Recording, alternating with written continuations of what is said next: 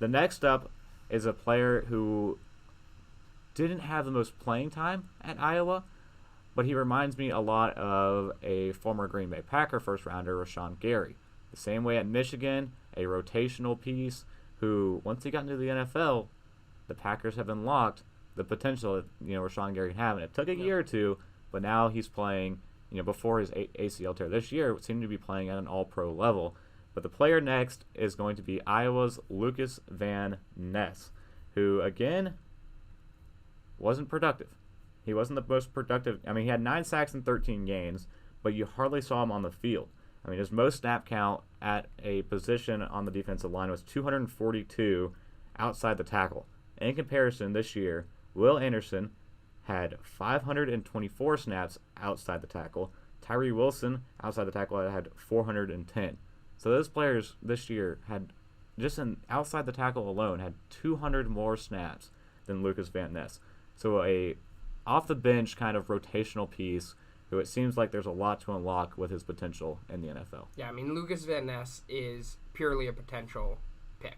I mean, he's got everything that you want, and we've seen he's got an ideal frame. He's really quick. He's very strong, and he's versatile. He's lined up inside as well, but everything kind of needs to be developed for him.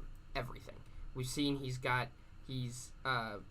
average foot quickness. I mean, he still needs to develop on interior rushes. He was not very productive when he tried going inside, but he has the potential to be an elite edge rusher, and that's something where some people have him mocked in the top 10. More likely, he's probably going to go 14, 15, 16, 17, probably. Again, it depends on if Will Anderson goes 5 and Tyree Wilson goes 6, everything gets pushed up again, and he could end up being a top 10 pick. Personally, I think he's just outside of that, just because we don't really know what he's going to be able to do right out the gate. We don't know if he's going to be able to make an immediate impact. Going from pretty much a rotational player in college to an NFL starter seems like a huge jump, but he does have the skills and the size to be able to do it if necessary. Yeah. And the other thing, in 2021, he played as a B-gap defender. All of this year, he's primarily on the edge, like I talked about the snap counts, outside the tackle.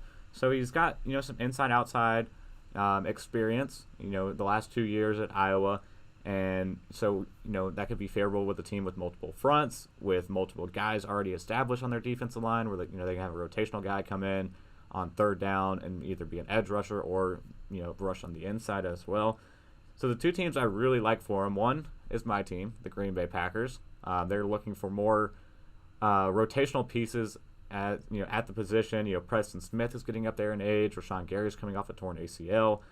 Kingsley and Agbar last year had a good rookie season, but they want to have 4 key rotational stars, is what the Packers outside linebacker coach mentioned. And the other one that I have, and the one I have mocked right now, is the Philadelphia Eagles at 10. Another team with some good edge rushing players. They lost some in free agency, but still have some solid players on the defensive front, where they're looking for another man in the room to rotate in and out. And I think that's his best bet. Like you said, I don't think he's going to be a day one starter right out of the bat and be a 3-down guy.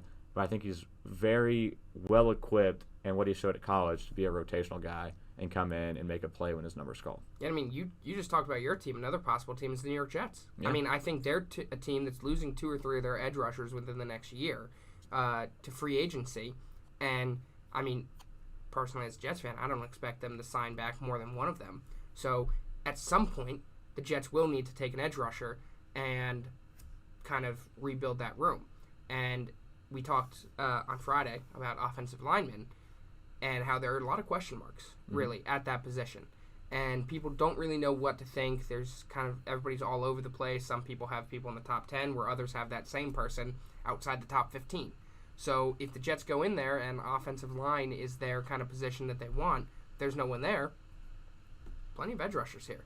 Yeah. Could be a position that goes there. So I think there's a lot of fits for Van Ness. And, I mean, we talked about this. I could see him going to the Falcons at 8. Could see him at the Eagles 10, Jets 13, Packers 15. I mean, I could see him getting past the Packers and going somewhere between 15 and 20. So, I mean, I think there's a very, very broad range that he could go in, and it just kind of depend. I mean, if the Falcons really like him, he's going to be a top 10 pick.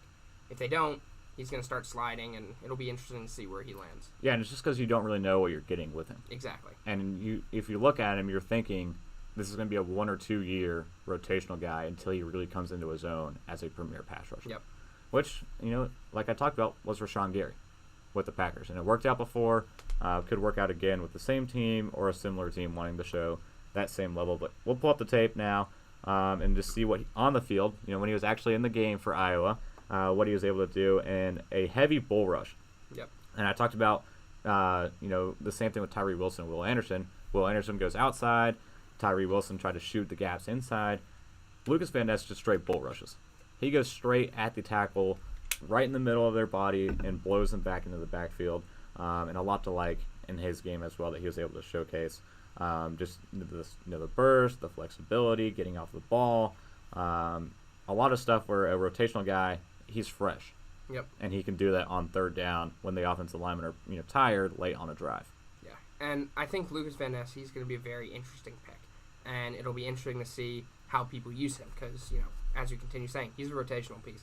That's what he is. Does he have the potential to be an elite pass rusher? Yes. Does he have the potential to start at some point? No question about it. But coming into the NFL, he's going to be a rotational piece. I don't think there's any way that he's going to go straight from Iowa as a rotational piece into a starting role in the NFL. It just doesn't really make that much sense. Now, he could have an insane training camp and end up getting it. You never know. But it'll be interesting to see. Versatile, be able to line up on the outside, be able to line up on the inside, how they use him, what his snap count is to start the season, what his snap count is at each position, and see how teams use him because I think that is going to determine how high his ceiling really is.